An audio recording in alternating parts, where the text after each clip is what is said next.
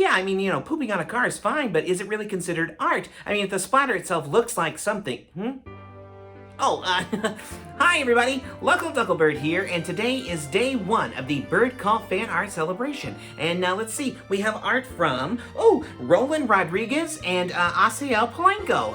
Play them.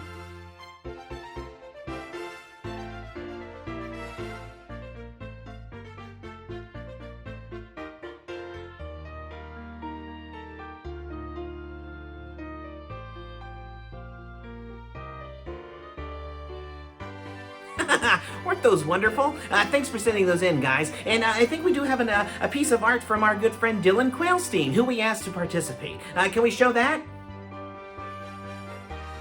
Very funny, Dylan.